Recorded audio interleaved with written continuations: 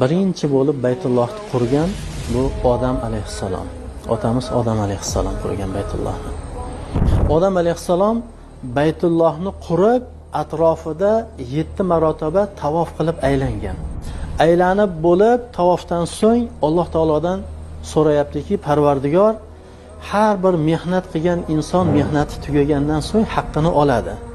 Meni ajrim nima bo'ladi endi deb Alloh taolodan so'radi Odam alayhissalom.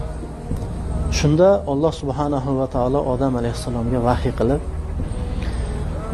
seni ajring bu Baytullohni tavof qilganingga seni gunohlaringni kechirdim, mag'firat qildim dedi. Odam alayhissalom, ya Robbi zidni, ey Parvardigor, yana menga ziyoda qilib bergin.